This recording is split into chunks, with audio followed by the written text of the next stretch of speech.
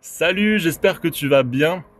Je me présente, je m'appelle Fink Lucas, j'ai 20 ans, je travaille dans la fonction hospitalière. Je te fais cette petite vidéo au cœur de la montagne pour te raconter mon témoignage. Je suis né dans une famille toxicomane.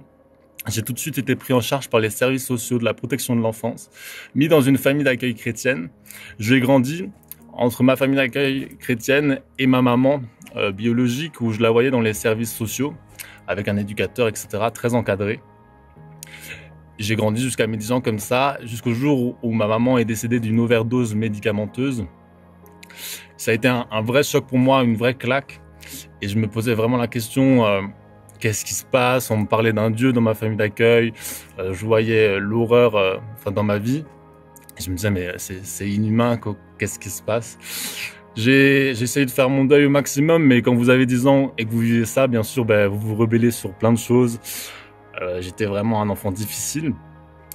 J'ai continué à grandir tout en me posant des questions sur la Bible, sur Dieu, très renfermé sur moi-même. Je posais pas de questions très ouvertement, je réfléchissais moi-même de mon côté et puis je faisais ma vie. Et un jour, on a diagnostiqué un cancer du pancréas au stade 4 à ma famille d'accueil. Ça a été une énorme tollée pour moi parce que je comprenais pas, mais je me rapprochais de ce Dieu-là et il m'enlevait une deuxième maman encore. C'était très difficile pour moi, mais j'ai décidé en fait de prendre cette épreuve par la foi. Là, t'as pas la capacité de le porter sur tes épaules, Dieu te le fait pas vivre. Et je me suis dit, mais Seigneur, c'est chaud parce que... Et j'ai commencé à vraiment prendre cette épreuve par la foi, et je me prenais des tollés, jusqu'à son décès. Elle a vécu pendant 1 an.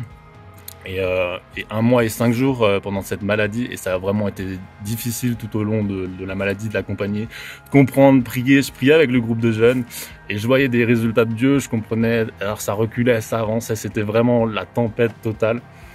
Et après je suis arrivé moi dans une tempête aussi, j'avais plus de logement, plus rien, je vivais chez elle, etc. C'était très difficile et j'ai juste décidé de faire confiance à Dieu.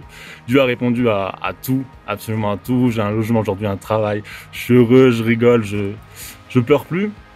Dieu a fait passer un enfant de la DAS à un enfant de lui, de Dieu. Et c'est tellement bon. Je vis ma vie aujourd'hui, je la vis. J'ai traversé des galères énormes. Mais je pense que tout le monde, on sait tous ce que c'est la galère à une échelle différente. Mais on sait ce que c'est et Dieu m'a vraiment renouvelé. Il m'utilise dans son timing, etc. Et je vis des belles choses, je peux faire avancer son royaume comme lui, il le veut. Et c'est tellement bon. Je te fais de gros bisous, je t'encourage. Si tu vis une tempête à l'heure d'aujourd'hui, accroche-toi à Dieu et sache qu'il te lâchera jamais. Allez, gros bisous.